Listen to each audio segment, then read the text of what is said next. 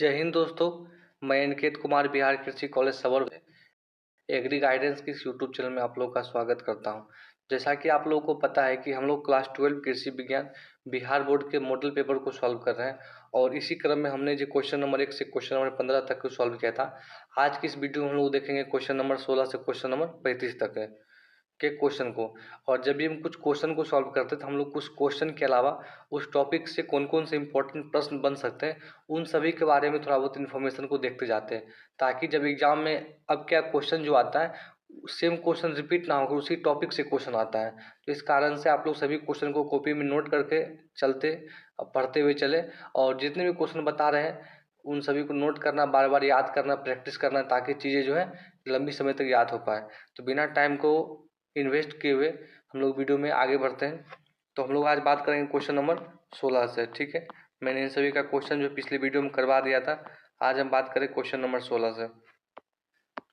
Question number 16 है हमारा, यदि किसी खेत में एक वर्ष में 2 या 2 से अधिक फसलें लगाई जाती हैं तो उसे क्या कहते हैं? फसल पद्धति कहते हैं, बहुफसलीय प्रणाली कहते हैं, फसल चक्र कहते हैं या अंतर्वर्ती खेती कहते हैं। अगर कोई क्वेश्चन है, अगर आपका उसका हिंदी समझ में नहीं आ रहा है तो आप लोग उसको इंग्लिश में भी पढ़ सकते हैं। इंग्लिश में क्या होता है कि ज़्यादा आप समझ पाते हैं। जैसे कि इसमें लिखा हो, if 2 or more than 2 crops are taken in field in a year, मतलब एक साल में जब हम 2 या 2 से अधिक क्रॉप को लेते हैं तो उसको क्या बोलेंगे? उसको बोलेंगे मल्टी क्रॉपिंग सिस्टम बोलेंगे। ठीक है, उसको बोलेंगे मल्टी क्रॉपिंग सिस्टम, यानी कि उसको हिंदी में बोलेंगे बहुफसलीय प्रणाली। अगर हम किसी खेत में एक साल में, ठीक, एक साल में एक ही फसल ले रहे हैं, मान लें क्या कि जब बारिश का समय आता है तभी हम धान ले पाते हैं, ठीक है, बाद बाकी मेरा खेत खाली रहता है। तो अगर हम एक साल में एक ही फसल ले रहे हैं तो उसको बोलते हैं एक फसलीय एक फसलीय प्रणाली। ठीक है, यानी कि मोनोक्रॉपिंग सिस्टम हो जाएगा। तो अब हम लोग इस टॉपिक से कुछ और इम्पोर्टेंट क्वेश्चन को देखते हैं, क्योंकि क्या होता है कि इस टॉपिक से कहीं ना कहीं क्वेश्चन को आता है। ठीक है, इसमें से एक इम्पोर्टेंट क्वेश्चन यह एग्जाम में आता है कि कृषि वर्ष जो है कब से प्रारंभ होता है। ठीक है, इसको आप लोग लिख लीजिए। कोई भी कृषि वर्ष जो होता है वो जब खरीफ का जब मौसम आने वाला होता है, यानी कि मई जून से स्टार्ट होता है। और अंत कब होता है इसका? देखिए, मई से स्टार्ट हुआ तो मई या जून से स्टार्ट होगा। ठीक है, उसके बाद कहाँ तक होगा? तो अप्रैल से मई तक यह चलता है। यह इम्पोर्टेंट क्वेश्चन है और इसी टाइप के क्वेश्चन कहीं ना कहीं जो बिहार बोर्ड में भी आते हैं, तो इसको आप लोग नोट करते हुए चले। तो हम लोग अब आगे बढ़ते हैं अगले क्वेश्चन की ओर। हमारा क्वेश्चन नंबर 17 है कि खरपतवार जिससे भूमि के मूल्य में कमी आ जाती है के उदाहरण है। ऐसा कौन सा खरपतवार है जो अगर हमारे खेत में, हमारे भूमि में अगर उग जाए तो उसे बेचने पर हमें खेत का मूल्य कम हो जाता है, उसके मूल्य में कमी आ जाती है? ऑप्शन है मोथा, लेंटाना कैमरा, जंगली लहसुन और बथुआ। तो option number b lantana camara हमारा राइट आंसर हो जाएगा। खरपतवार जो चैप्टर है इसमें क्या होगा कि आपको मोस्ट ऑफ दी जो भी टॉपिक है उसके एग्जाम्पल को याद रखना पड़ेगा, क्योंकि इसमें एग्जाम्पल ही इंपॉर्टेंट होता है। इसको एग्जाम्पल को बार बार स्टूडेंट भूल जाते हैं, तो वो प्रैक्टिस की चीज़ जब आप प्रैक्टिस करते हैं तो बार बार चीज़ों को पढ़ते हैं तो उस चीज़ें जो है याद रह पाती है। इसके अलावा और कौन है? तो इसके अलावा है पुटूस। ठीक है, पुटूस और लेंटाना कैमरा से क्या होता है कि अगर खेत में अगर उग जाए तो उसका मूल्य में कमी आ जाती है। इस टॉपिक से कौन कौन से इंपॉर्टेंट प्रश्न बन सकते हैं उसको हम लोग देखते हैं। पहला प्रश्न आप लोग लिख लीजिए कि किस खरपतवार से पशु उत्पादनों के गुण में ह्रास होता है। ठीक है, पशु उत्पादनों के गुण में ह्रास, यानी कि अगर यह खरपतवार हमारा पशु खा लेगा तो पशु अगर दूध देने वाला है तो उसमें जो दूध आएगा तो वह दूध जो है स्मेल करेगा, खराब महकेगा, उसका टेस्ट नहीं रह जाएगा। तो इसका नाम है जंगली लहसुन। ठीक है, जंगली लहसुन के खाने से क्या होता है? पशु के गुण में ह्रास होता है। ठीक, उसका मिल्क में खराबी आ जाती है। आगे इसमें एक और क्वेश्चन आता है कि कौन से खरपतवार है जिससे जो है मनुष्य तथा पशु के स्वास्थ्य की हानि होती है।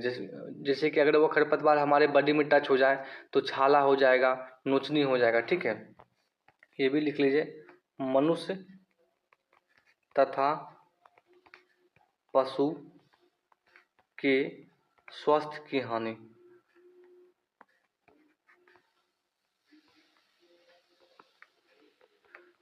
मनुष्य तथा पशु के स्वास्थ्य की हानि, तो इसमें पुटूस हो जाएगा, धतूरा आ जाएगा, ठीक है, रूमेक्स आ जाएगा। तो इन सभी से क्या होता है कि मनुष्य तथा पशु के स्वास्थ्य की हानि होता है। अगर स्पेशली पूछा जाए कि नोचनी या खुजली किससे होता है, नोचनी या खुजली, तो वहाँ पर आप लोग को बताना है एक रूमेक्स नाम का खरपतवार होता है, रूमेक्स, ठीक है। इससे क्या होता है, ये खुजली उजली हो जाता है, ठीक है। कुछ कुछ खरपतवार ऐसे भी होते हैं जिनकी अगर परागकण यानी कि पोलन ग्रेन अगर हमारे सांस के द्वारा अगर बॉडी में चल जाए, श्वास नली में चल जाए, तो श्वसन संबंधी बाधा भी हो जाती है।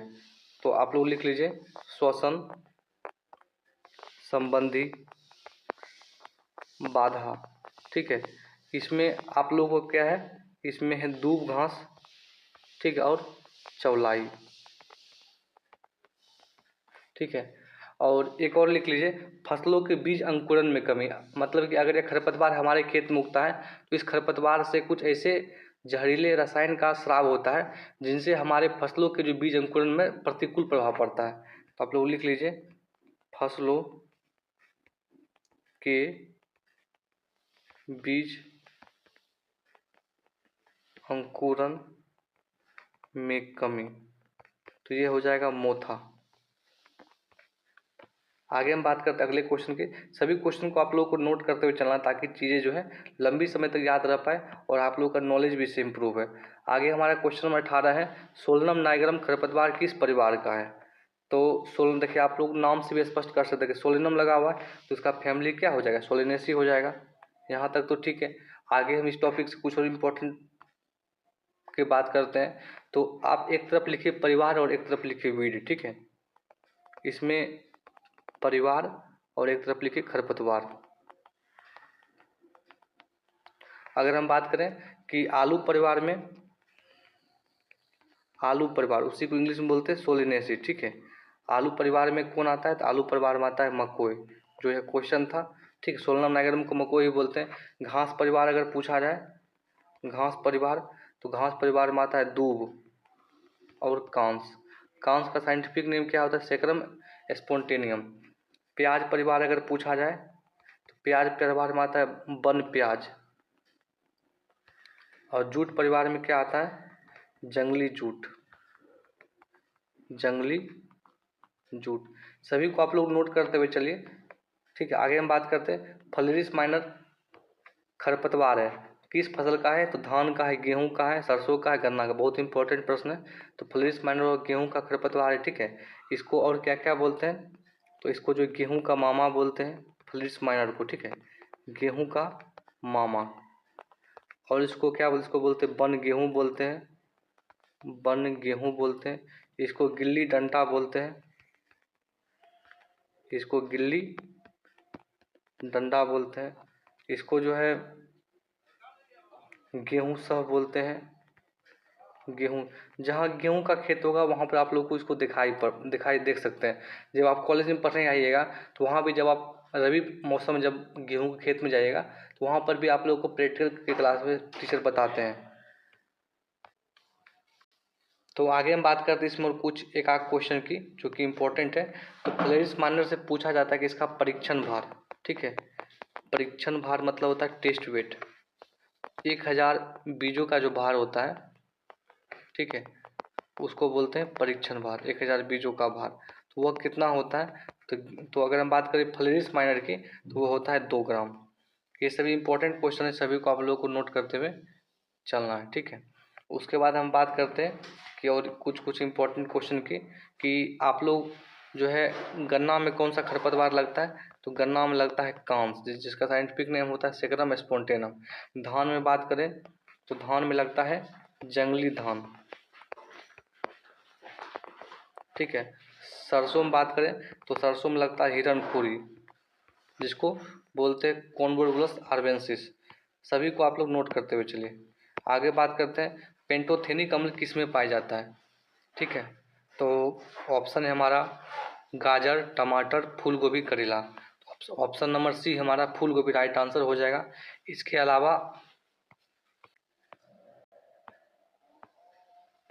अलावा जो है जो है आप लोग लिख लीजिए आलू और शकरकंद। शकरकंद में भी जो है पेंटोथेनिक अम्ल पाया जाता है। और कुछ कुछ अम्ल की बात करें अगर हम लोग, तो एक होता है फोलिक अम्ल। फोलिक अम्ल, ठीक है। फोलिक अम्ल कहाँ कहाँ पाया जाता है? तो यह पाया जाता है चौलाई में, यह पाया जाता है पालक में, यह पाया जाता है पुदीना में, यह पाया जाता है अरबी में, ठीक है। और एक आप लोग लिख लीजिए निकोटीनिक अम्ल, ठीक है। निकोटीनिक अम्ल। निकोटीनिक अम्ल की बात करें तो यह पाया जाता है मूली में, यह पाया जाता है ककड़ी में, ठीक है। तो इन सभी को आप लोग को ध्यान रखना है और सभी चीज़ों को नोट करते हुए चलना है। अगला जो हमारा क्वेश्चन है, अदरक के तैयार होने की अवधि है। ऑप्शन है 4 से 5 माह, 7 से 8 माह, 10 से 11 महीना, 13 से 14 महीना। ऑप्शन नंबर बी हमारा राइट आंसर होगा 7 to 8 मंथ, यानी 7 से 8 महीना, ठीक है। अब हम अदरक से कुछ और इम्पोर्टेंट क्वेश्चन को देखते हैं। तो सबसे पहले अदरक का बोटानिकल नेम यानी कि वैज्ञानिक नाम क्या हो जाएगा? वो हो जाएगा जिंजीबर, जिंजीबर ऑफिसिनेल, ठीक है। ऑफिसी OFFICINALE, ठीक, ऑफिसिनेल। अगर इसका फैमिली की बात करें यानी कि इसका कुल या परिवार की बात करें तो वो हो जाएगा जिंजीबरेसी।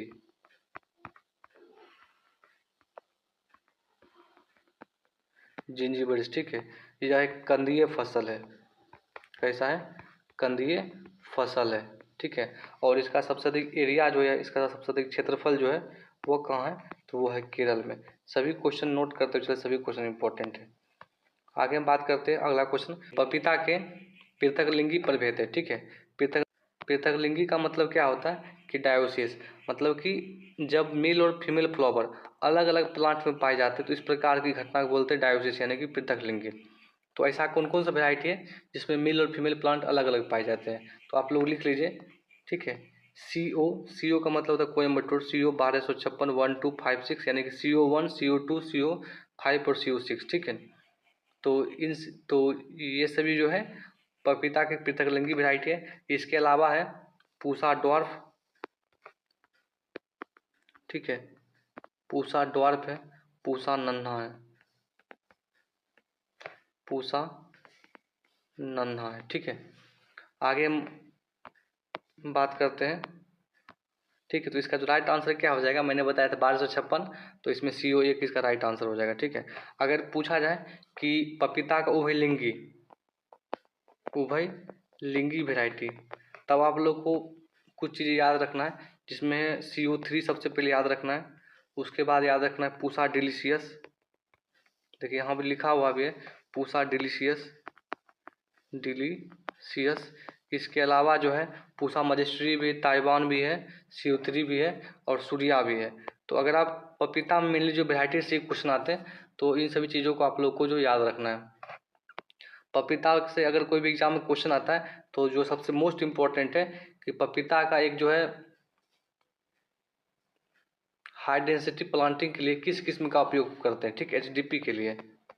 HDP के लिए किस किस्म का उपयोग करते हैं? तो उस किस्म का नाम है पूसा नन्हा, ठीक है।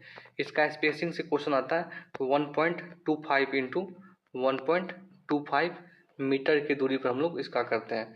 और पपीता से बहुत बार जो बिहार बोर्ड के में क्वेश्चन आया कि पपीता का प्रवर्धन किससे करते हैं, ठीक है, प्रोपागेशन किससे करते हैं? तो पपीता को जब हम खाते हैं तो बीज को निकाल कर फेंक देते हैं, उसी बीज का जो है नर्सरी तैयार करके हम लोग उसका प्रवर्धन करते हैं, ठीक है। तो बीज हो जाएगा। आगे बात करते हैं हम लोग अमरूद का कुल क्या है। ऑप्शन है मेरिटेसी, कैरिकेसी, ठीक है, म्यूसिएसी, स्पेंडेंसी। तो ये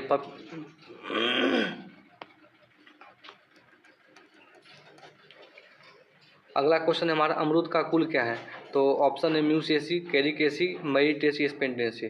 तो अमरूद का कुल जो होता है वो होता है मेरिटेसी। ऑप्शन नंबर सी हमारा राइट आंसर हो जाएगा, ठीक है। अमरूद से कुछ और क्वेश्चन की देखें तो अमरूद को क्या क्या कहा जाता है? अमरूद को कहा जाता है गरीबों का सेब, गरीबों का सेब कहा जाता है, ठीक है। इसका उपयोग से क्वेश्चन आता है कि इसका उपयोग कहाँ कहाँ करते हैं? तो इसका उपयोग करते हैं जेली बनाने में, ठीक है।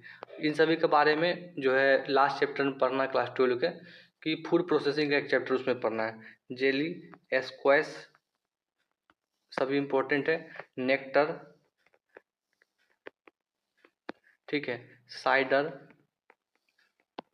और जो है सिरप हो गया, कैंडी हो गया, और टॉफ़ी हो गया, ठीक है। तो इन सभी को आप लोग को याद कर लेना। अमरूद के जो वैरायटी से भी कभी कोई क्वेश्चन आता है। अमरूद का एक वैरायटी है सरदार, जिसका अन्य नाम क्या है, इसको बोलते हैं लखनऊ 49। सरदार को क्या बोलते हैं, लखनऊ 49, ठीक है। एक वैरायटी है इलाहाबादी सफ़ेदा। ये सभी कुछ अमरूद की इम्पोर्टेंट वैरायटीज का आप लोग को नाम हमेशा याद रहना चाहिए।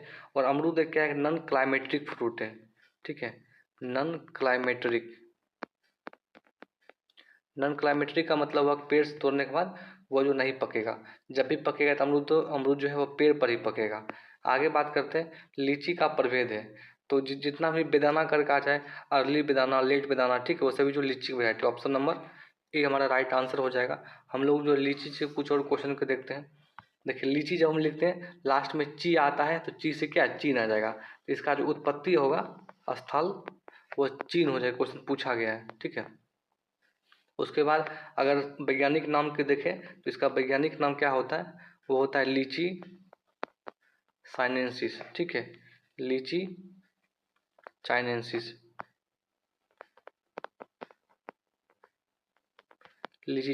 ठीक है। तो इन सभी क्वेश्चन को आप लोग को नोट करते हुए चलना है। आगे बात करते हैं, आंवला का उत्पत्ति स्थल कहाँ है, तो बर्मा, भारत, अमेरिका, इजराइल। तो आंवला का जो उत्पत्ति स्थल है वो है भारत है, ठीक है। अब हम इससे कुछ और इम्पोर्टेंट क्वेश्चन को देखते हैं। सबसे पहले जो है इसका वैज्ञानिक नाम क्या होता है, इसका वैज्ञानिक नाम होता है इम्बिलिका, EMBILICA, इम्बिलिका ऑफिसनेलिस, OFFI, ठीक है, CANLIS ऑफिसनेलिस, ठीक है। इसका फैमिली क्या होता है, इसका फैमिली होता है U4BAC। बिहार बोर्ड का जो क्वेश्चन होता है उसमें बहुत सारे बेसिक क्वेश्चन भी आते हैं, तो इन सभी को आप लोग को नोट करते चलना है, ठीक है, U4BAC। और इसमें क्या होता है, विटामिन सी पाया जाता है आंवला में, ये सभी लोगों को पता ही होता है, ठीक। और इसको जो है धात्री फल कहते हैं, इसको जो क्या बोलते हैं, धात्री फल कहते हैं। और आप लोगों को कमेंट करना है कि किस फल में सबसे अधिक विटामिन सी पाया जाता है, वो आप लोगों को कमेंट करना है। इसका आंसर आंवला नहीं होगा, मैं पहले ही बता देता हूँ। तो आप लोग को कमेंट करना है कि इसका आंसर क्या होगा। आंवला के जो उपयोग से, आंवला का जो है यूज क्या क्या है, इससे भी क्वेश्चन जो एग्जाम में आता है। इसका उपयोग करते हैं तेल, शैम्पू, दांत पाउडर, ठीक है, दांत पाउडर, और जो है त्रिफला, च्यवनप्राश इत्यादि बनाने में, ठीक है। इसको आप लोग को नोट करते हुए चलना है, ठीक है। तो हम बात करते हैं अगले क्वेश्चन की।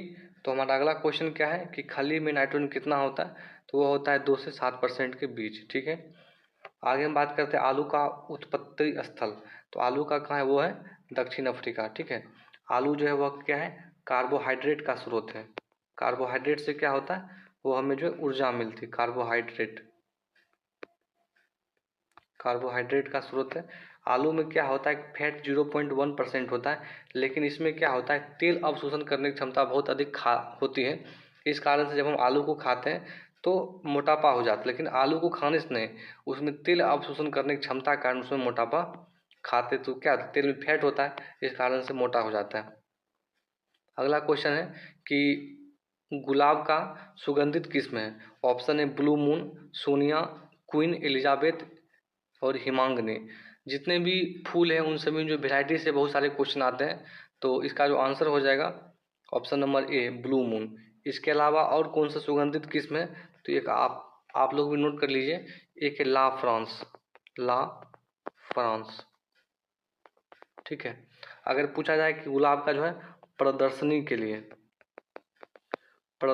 लिए कौन सा वेराइटी है, तो वो आप लोग को याद रखना। देखिए, प्रदर्शनी कौन करेगा, सुपर स्टार करेगा, सुपर स्टार है, ठीक है।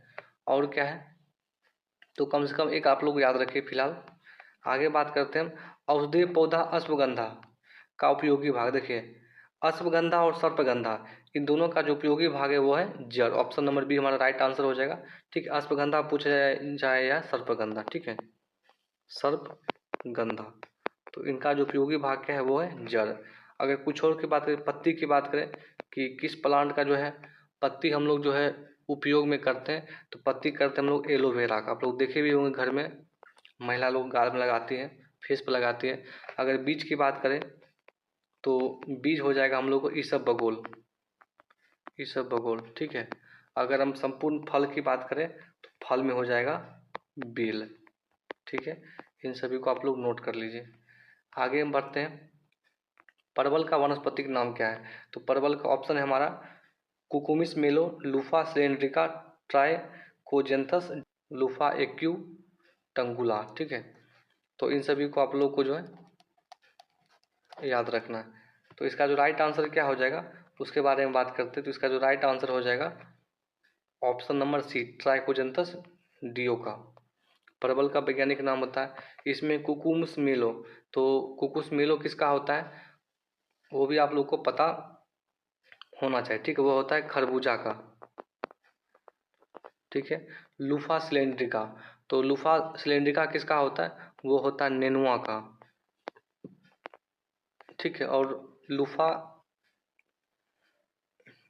एक्यून, हाँ, एक्यूटंगुला किसका होता है? तो लूफा एक्यूटंगुला किसका होता है ये भी आप लोग को पता होना चाहिए। तो ये होता है झिंगली का। ठीक है, और कुकुमिस मेलो ये मैंने बता दिया खरबूजा का होता है।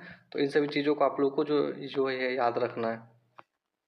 आगे है लघु किसान, इससे बहुत बार क्वेश्चन भी आता है। देखिए, किसान को जो है जमीन उसके पास कितना, उस बेसिस पे उसको 5 भाग में डिवाइड किया गया है। एक होता है सीमांत किसान, सीमांत किसान। एक होता है लघु किसान। ठीक है, एक होता है अर्ध मध्यम किसान, सेमी मीडियम फार्मर। ठीक है, अर्ध मध्यम किसान। और एक होता है मध्यम किसान, और एक होता है बड़ा किसान।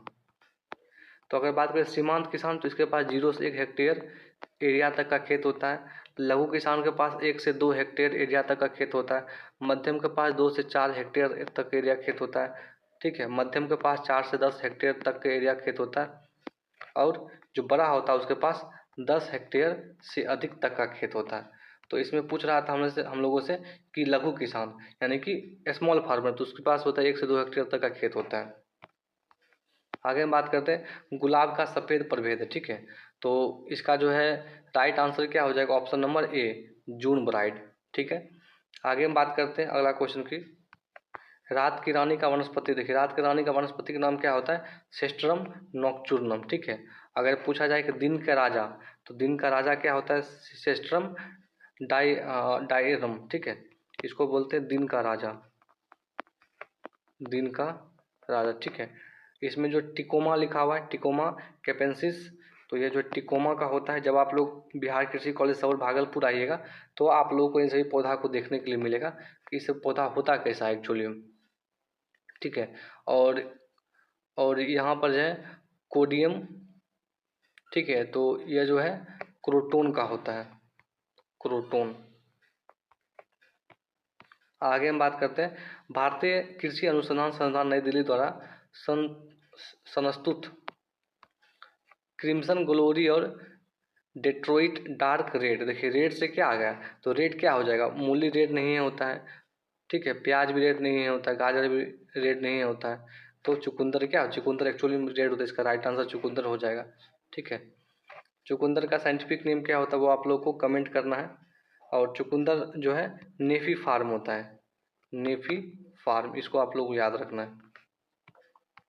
आगे बात करते हैं पपीता में अच्छी परागण के लिए कितना नर पुष्प होना चाहिए? तो 10%। ठीक है, तो ऑप्शन नंबर ए हमारा राइट आंसर हो जाएगा।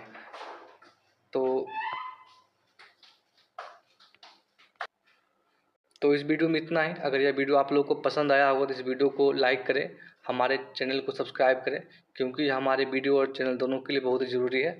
और अपने दोस्तों के बीच इस वीडियो को भेजें ताकि इस वीडियो में बताए जाने वाले सभी प्रकार की जानकारी उनको भी जो है मिल सके।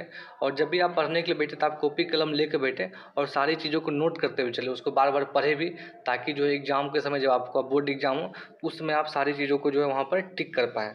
तो इस वीडियो में इतना ही। अगले वीडियो में हम लोग किसी और ईयर का मॉडल पेपर को सॉल्व करेंगे, ठीक है, कि उसमें किस प्रकार के क्वेश्चन को पूछे गए हैं। तो वीडियो को देखने के लिए बहुत बहुत धन्यवाद।